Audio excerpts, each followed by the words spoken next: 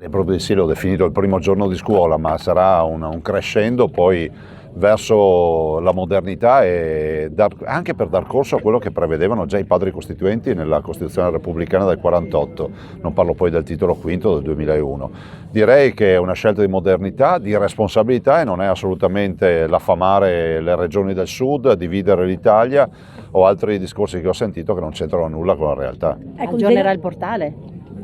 Ma il portale verrà aggiornato di giorno dopo giorno, considerate che noi ci siamo impegnati per questo percorso, è un percorso che poi alla fine deve dare più risultati ai cittadini.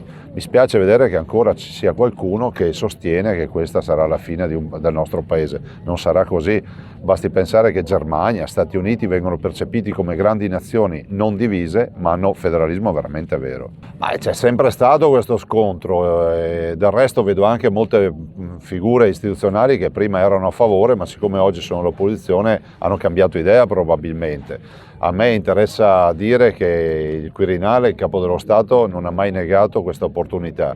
Ricordo che noi siamo andati a referendum, un referendum secondo qualcuno abusivo, illegale, grazie a una sentenza della Corte Costituzionale. Questo la dice lunga sulla legalità del nostro percorso. Dato perché la Costituzione sia applicata. La Costituzione prevede la possibilità di negoziare sulle 23 materie ed è esattamente il motivo per cui è la modalità con la quale ci siederemo al tavolo del negoziato. Poi il negoziato si fa in due.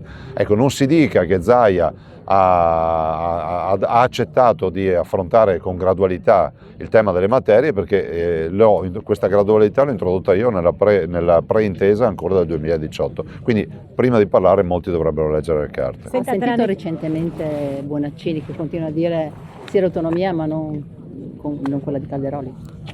No, non l'ho sentito sinceramente, ma posso garantire e tranquillizzo tutti che questo modello di autonomia è chiaro, fatto alla luce del sole, nel rispetto della Costituzione e dico a questo punto che chi non ama l'autonomia può fare solo una cosa, chiedere la modifica della Costituzione.